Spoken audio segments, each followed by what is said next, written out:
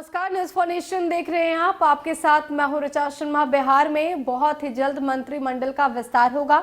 खबर यह है कि अगले सप्ताह यानी कि दिसंबर के पहले सप्ताह में विस्तार क्लियर कर दिया जाएगा और जो नए नेता हैं उन्हें मंत्री पद की शपथ भी दिला दी जाएगी और इसके साथ विभागों का बंटवारा भी हो जाएगा। लेकिन बंटवारे में सामाजिक समीकरण को साधने की कोशिश सरकार की तरफ से की जा रही है। आपको बता दें कि हर वर्ग के लोगों को सरकार में उनकी जगह सुनिश्चित की जा सके ताकि जनता को इससे परेशानी ना हो और अगले चुनाव में इसका सीधा फायदा हो। इसको लेकर समीकरण बिठाने की कोशिश की जा रही है। इसी बीच खबर ये आ रही है कि मंत्रिमंडल विस्तार में मुस्लिम चेहरे पर भी फोकस किया जा रहा है। ऐसे कई मुस्लिम चेहरे हैं जो इस बार मंत्रिमंडल में शामिल हो सकते हैं और मंत्री पद की शपथ लेते दिख सकते हैं। अब ये चेहरे कौन कौन हैं आपको बताते हैं। बिहार की नई नवेली नीतीश सरकार के मंत्रिमंडल का बहुत ही जल्द विस्तार हो सकता है, ऐसी चर्चा जोरों पर है।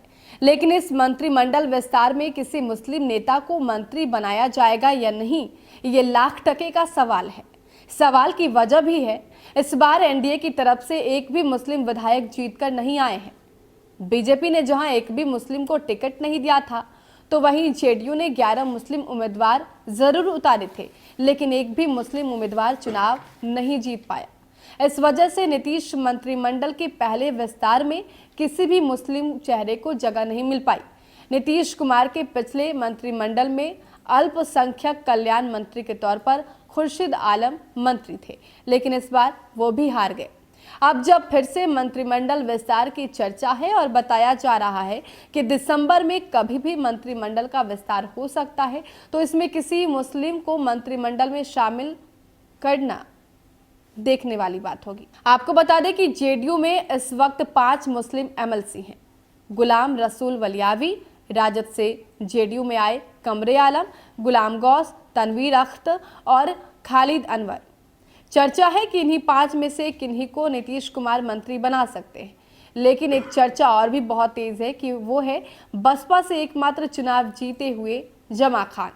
सूत्र ये भी बताते हैं कि जमा खान की मुलाकात नीतीश कुमार से भी हो चुकी है और जमा खान को मंत्री बनाने का आश्वासन भी मिला है। लेकिन शर्त यह है कि पहले जमा खान को जेडीयू में शामिल होना पड़ेगा।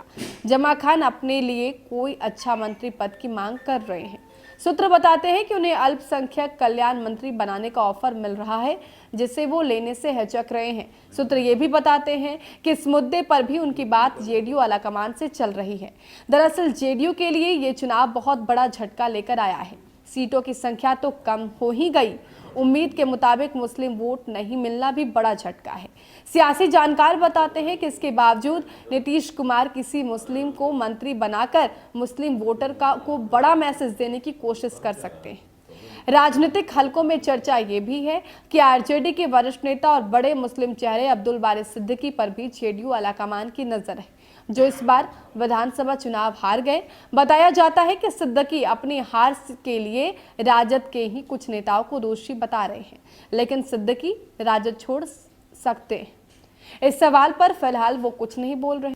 जेडीयू के सूत्र बताते हैं कि जेडीयू लगातार इस कोशिश में है कि सिद्दीकी जेडीयू में आ जाए और एमएलसी बना उन्हें मंत्री बना दिया जाए, ताकि ना सिर्फ आरजेडी को झटका दिया जाए बल्कि सिद्दीकी को बड़े मुस्लिम चेहरे के तौर पर बढ़ाया जाए। लेकिन इस पर कोई भी जेडीयू का नेता कुछ भी बोलने को तैयार नहीं है। इसके लिए जेडीयू की तरफ से सिद्दीकी को जेडीयू में आने का ऑफर मिल चुका है, लेकिन तब सिद्दीकी ने ऑफर ठुकरा दिया था और अब में हालात काफी बदल गए हैं। तो ये कुछ मुस्लिम चेहरे हैं जिनके नाम पर चर्चा हो रही है। हालांकि ये राजनीति है और संभावनाओं का खेल है, ऐसे में पल पल क्या हो ये कोई नहीं जानता, लेकिन इन नामों पर चर्चा हो रही है। कोशिश है कि इन्हीं में से किसी को मंत्रिमंडल में शामिल किया जाए और कोई ना कोई विभाग इन्हें दिया जाए। फिलहाल के लिए इतना ही। बने रहे हमारे साथ और देखते रहे न्यूज़ फॉर नेशन। नमस्कार।